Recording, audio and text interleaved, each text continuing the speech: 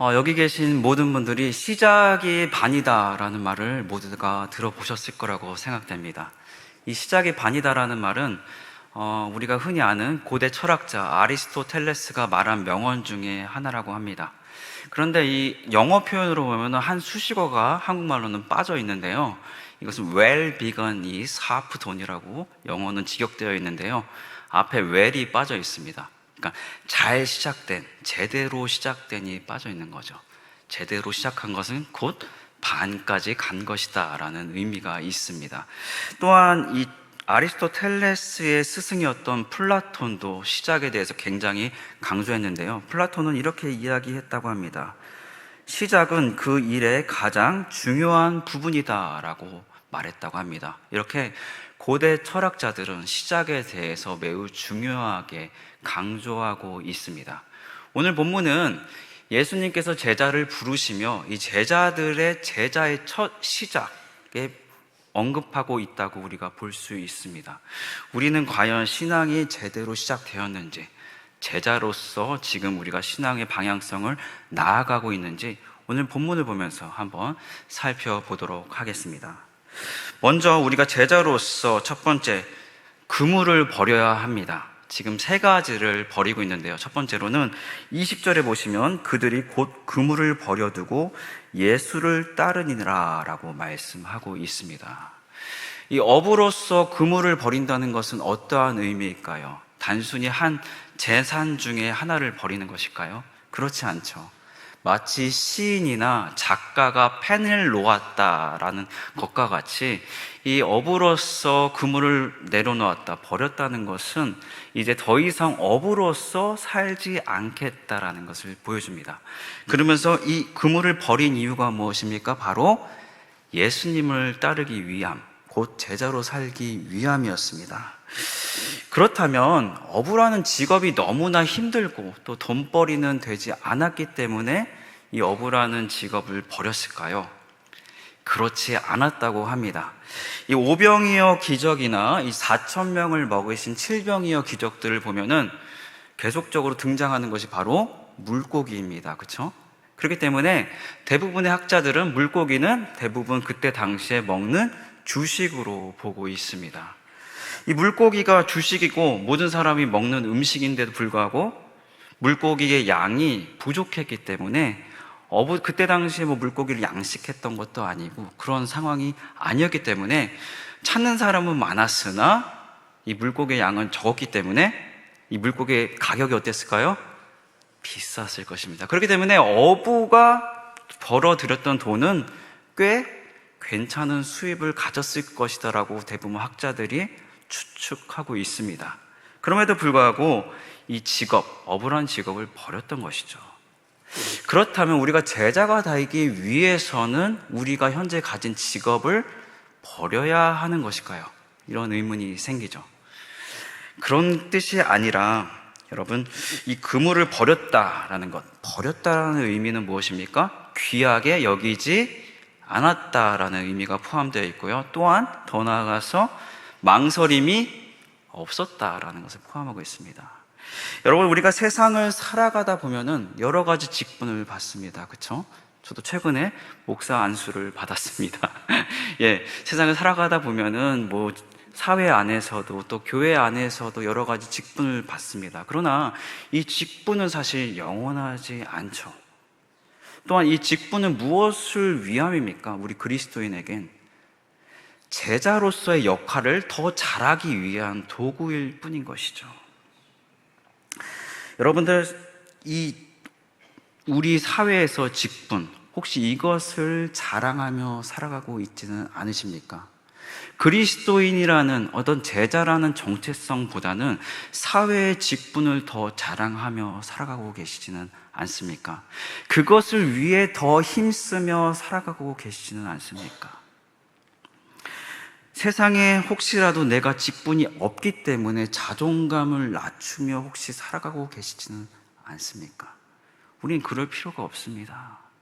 그냥 그것은 도구일 뿐이고 우리에게 영원한 직분, 우리가 평생 감당해야 될 직분은 바로 그리스도의 제자의 직분일 줄로 믿습니다. 제자의 정체성이 우리의 가장 자랑이 되어야 하며 그것을 위해 우리는 영원히 살아가야 할 것입니다. 두 번째로 버린 것은 22절에 보시면 그들이 곧 배와, 두 번째로는 배를 버려야 합니다. 예수님을 따르기 위해 두 번째로 버린 것이 바로 배였습니다. 이 어부에게 배는 아마도 자신이 가진 재산 중에서 가장 귀하고 가장 투자를 많이 한 재산 중에 하나일 것이라고 보여집니다. 아마도 가장 고가의 물건이지 않을까 예상이 됩니다. 즉 자신이 가진 재물 중에서 가장 귀한 재산을 버렸다라고 볼 수 있습니다. 그렇다면 예수님을 따르려면 우리가 가진 모든 재산을 버려야 하는 것일까요? 그렇지 않죠. 그런 것이 아니라 우리가 가진 재산을 어떻게 여겨야 합니까? 귀하지 않게 여겨야 할 것이죠. 또한 이 재물을 하나님의 일을 위해서 쓰는 데에 망설임이 없어야 할 것입니다. 마태복음 6장 24절의 말씀에 보시면 예수님께서 이렇게 말씀하시죠. 너희가 하나님과 재물을 겸하여 섬기지 못하느니라 라고 말씀하십니다. 분명히 재물과 하나님을 겸하여 섬기지 못할 것을 예수님께서 말씀하고 계시죠. 또한 부자 청년에게는 예수님께서 이렇게 말씀하시죠. 내게 있는 것을 다 팔아 가난한 자들에게 주라 라고 말씀하십니다. 즉 이 세상은 여러분들 잘 산다라는 사람, 잘 사는 사람을 어떤 사람을 잘 산다라고 이야기합니까? 재물을 잘 쌓는 사람, 여러 가지로 잘 쌓는 사람을 잘 사는 사람이라고 이야기합니다. 그러나 예수님이 보시기에 우리가 성경적 관점으로 보기에 어떠할까요? 재물을 잘 쌓는 사람이 과연 잘 사는 사람일까요? 주님은 그렇게 말씀하지 않으십니다. 우리는 우리의 재물들을 하나님의 나라를 위해서, 이웃 사랑을 위해서, 하나님의 영광을 위해서 잘 써야 할 것입니다. 그것이 주님께서 우리에게 주신 재물에 대한 가르침인 것이죠. 지금 우리가 가진 재물을 하나님의 뜻에 따라서 잘 쓰는 사람입니까? 세 번째로 제자들이 예수님을 따르기 위해 버린 것이 무엇입니까? 바로 22절 그들이 곧 배와 아버지를 버려두고 아버지를 버렸다고 합니다. 예수님을 따르기 위해 세 번째로 버린 것이 바로 아버지였습니다. 그렇다면 예수님을 따르기 위해서는 우리가 가족을 버려야 하는 것일까요? 그렇다면 가족을 버려야 하는 것이면 왜 어머니는 언급되지 않았을까요? 동생도 없고 형도 없고, 그렇죠? 아버지만 언급되어 있습니다. 왜 하필 아버지만 이렇게 본문은 언급되어 있는 것일까요? 당시의 유대인들은 여러분들이 잘 아시다시피 이 아버지가 하시던 일을 거의 물려받아서 함께 일했다고 합니다. 그렇기 때문에 이 당시의 유대인들에게 아버지란 존재는 어떠한 존재냐? 일을 배워야 하는 사람이었죠. 배워야 하는 사람. 더 나아가서 유대인들은 그 아버지가 집 안에 앉는 자리가 있었다고 합니다. 근데 아버지가 집에 안 계셨어도 그 아들이 그 자리에 앉았을까요? 안 앉았을까요? 안 앉았을 것 같죠? 앉지 않았다고 합니다. 그러니까 이 아들에게 태어나자마자 유대인들에게 아버지란 존재는 어떠한 존재인가? 가정 안에서도 권위자였고요, 사회 안에서도 권위자였습니다. 즉 일을 배우기 위해서는 잘 배워야 하는 존재였고요, 또 내가 살아남기 위해서는 잘 보여야 하는 존재였죠. 그런 아버지를 버려뒀던 것입니다. 여러분은 그렇기 때문에 결국에는 권위자가 변화된 것이고, 내가 이제 배워야 할 대상, 내가 잘 보여야 할 대상이 변화된 것이었죠. 더 이상은 내가 아버지한테 배우지 않는 것이고, 내가 더 이상 아버지한테 잘 보여야 할 대상이 아니라 이제는 예수님에게 배우겠다, 예수님에게만 잘 보이겠다, 대상의 변화를 의미하고 있습니다. 여러분들은 누구에게 가장 큰 영향을 받고 있습니까? 가장 많은 배움을 받고 계십니까? 누구에게 가장 잘 보이고 싶으십니까? 그것이 예수님입니까? 예수님이 되어야 할 것입니다. 제가 교육 전도사로 섬기던 중에 파워키즈라는 부서가 있었습니다. 이 파워키즈는 이 초등학생들이 CCM에 맞춰서 브레이크 댄스를 추는 그런 동아리 형식의 부서였습니다. 이 부서에는 그 교회는 부장님들을 코치님이라고 불렀는데 이 코치님들이 4분이 계셨어요. 제 기억으로는 초등부 코치님, 초등부 부장님이죠.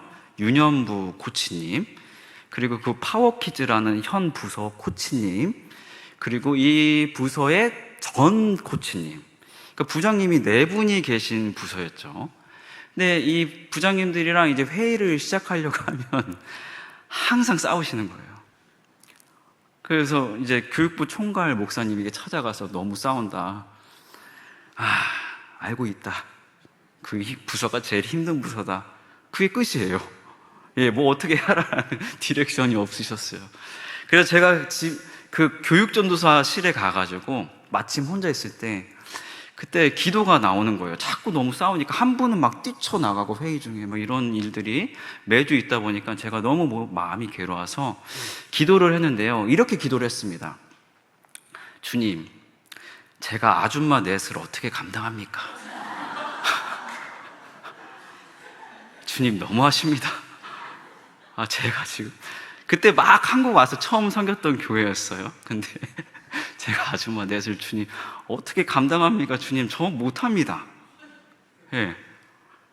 그랬더니 주님께서 막 이 불평불만을 막 쏟고 있는데요. 주님께서 저한테 이런 마음을 주셨어요. 영원아, 교회의 위대한 리더자들이 너무나 많구나. 그런데 교회 안에 나를 따르려는 제자들이 보이지 않는구나. 이 마음을 주시는데 제가 한참 울었어요. 네. 주님, 제가 잘못했습니다. 죄송합니다, 주님. 제가 제자가 먼저 돼야 하는데 너무 죄송합니다. 그리고 나서 제가 그 코치님들 만났어요. 그리고 그 말을 전했어요. 코치님들, 제가 이 부서를 위해서 기도하는데 주님께서 위대한 리더자들이 교회 안에 너무 많대요. 근데 코치님들, 교회 안에 예수님을 따르는 제자들이 보이지 않는답니다. 우리 제자가 되어야 되지 않겠습니까? 코치님들이 막 우시면서 본인 내가 잘못했다 막 회개가 터졌어요. 그리고 나서 한 번도 싸우지 않았습니다. 제 앞에서는 최소한 싸우지 않았습니다. 제 앞에서는 최소한 싸우지 않으셨고 싸움 없이 무난히 그 부서를 잘 섬길 수 있었습니다. 사랑하는 영동포교회 성도 여러분, 주님이 찾으시는 교회는 위대한 교회가 아닙니다. 예수님을 따르는 제자들이 모인 교회입니다. 주님이 찾으시는 자는 세상적인 스펙이 위대한 사람이 아닙니다. 예수님을 따르는 자입니다. 여러분, 이 영등포 교회, 주님께서 허락하신 이 공동체, 여러분은 이 공동체는 리더들의 모임입니까? 아니면 제자들의 모임입니까? 여러분, 우리들의 각 개인은 정말 제자입니까? 그리스도를 따르며 살아가고 있습니까?